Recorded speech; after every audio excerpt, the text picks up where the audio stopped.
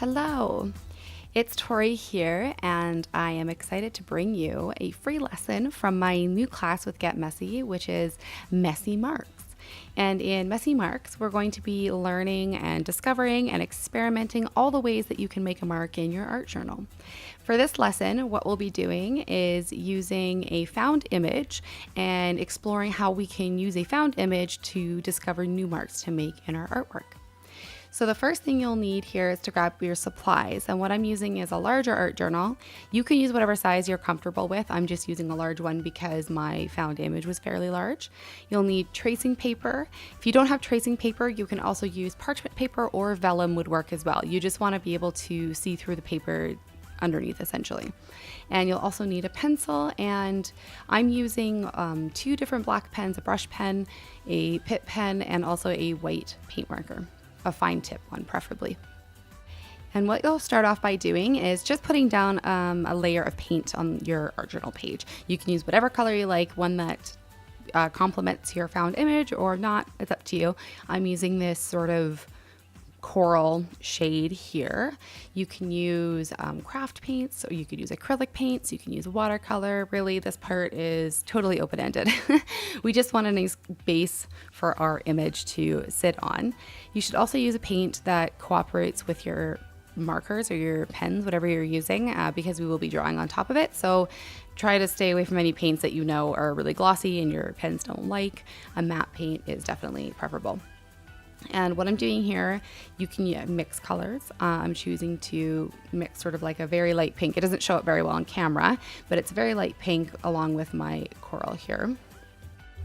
And you can just let that dry. You can use a heat gun to dry it if you want. That's what I've done here. I just clipped that part out. I didn't think it was very interesting. And then you'll take your found image. You can use anything you want here. I'm using a person. However, you can totally use an animal, architecture, landscape, an object, whatever piques your interest is totally fine. The image that you choose, I would recommend that you do choose an image that has a lot of visual interest to it. I chose this one. One was because all I had on hand at the time was a fashion magazine, but I chose this particular image in there because I really liked her top or her dress that she was wearing. I thought it had a lot of really interesting patterns and designs and marks on it that would work really well for this exercise.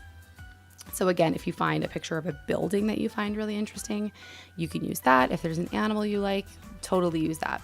There's no right or wrong image to pick. So you can, once you have it all cut out, like you'll see here, you can kind of position it how you want. We want it generally in the center of the page. I'm doing sort of like lower half just because of the type of image that I've chosen. And then you can go ahead and use matte medium to paste down your found image here.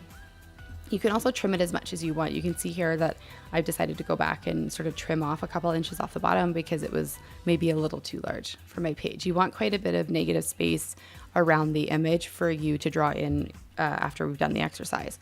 And so I'm going to use matte medium for this. You can, again, use whatever you want. If you want to use glue sticks, you want to use tape, whatever. I prefer matte medium because once I paste an image down, I like to go over top of that image with matte medium, especially glossy magazine images. And then my image is willing to accept lots of different mediums. I find that really glossy paper obviously repels a lot of mediums. So I use matte medium as a way to sort of add some tooth to this image that I can possibly draw on later on if I want to.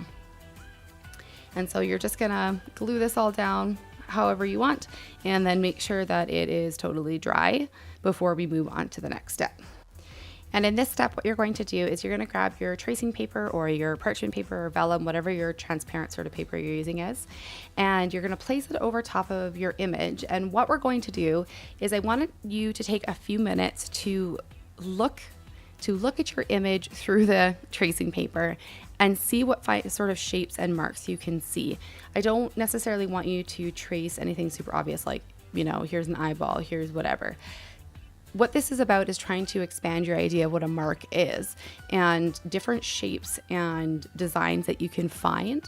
And a really great way of doing this is, you know, by using a translucent layer of paper on top of an image. It helps blur the image a bit more. Like when you put this paper on here, it's harder to see all the features of the face and where the hair and the clothes, you know, separate and such like that. And so you have the opportunity to kind of discover new shapes and new marks. And even if they don't really make any sense, you know, they're still there. And so spend a few minutes doing this with your image.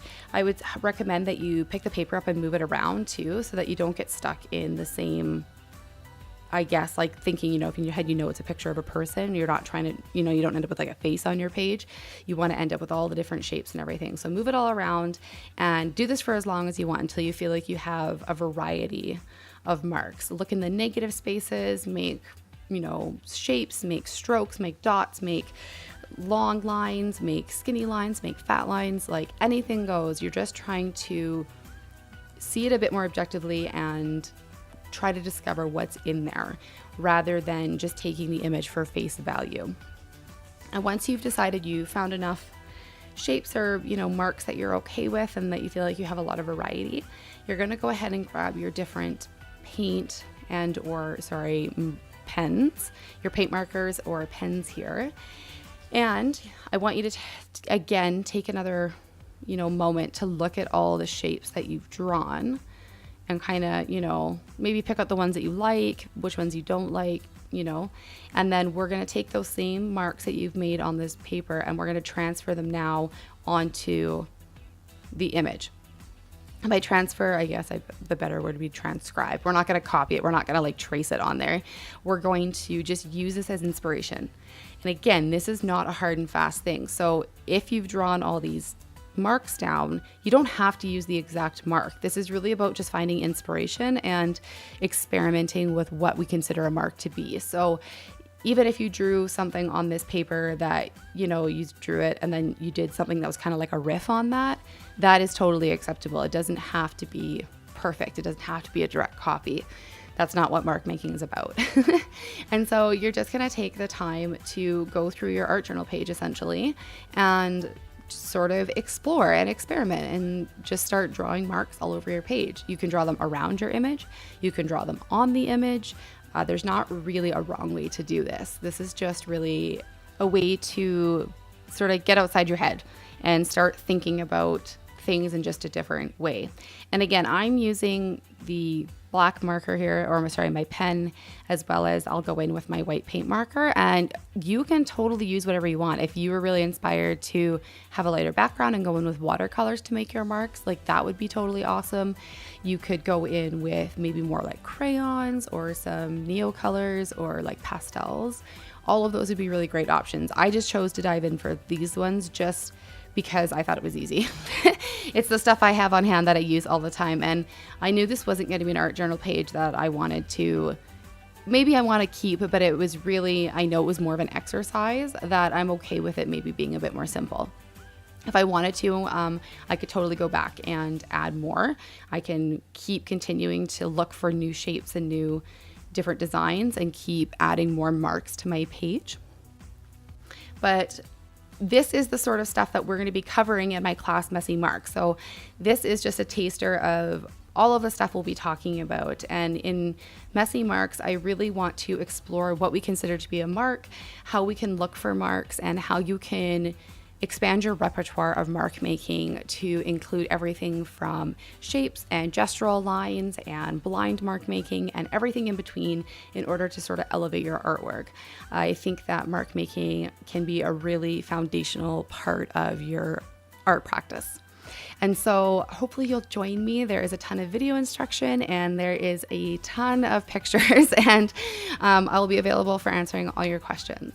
And so I hope this little free lesson here today really inspires you to, consider a mark, what makes a mark, and how you can incorporate them further into your artwork. And I hope I will see you in Messy Marks. Thanks so much, you guys. Bye.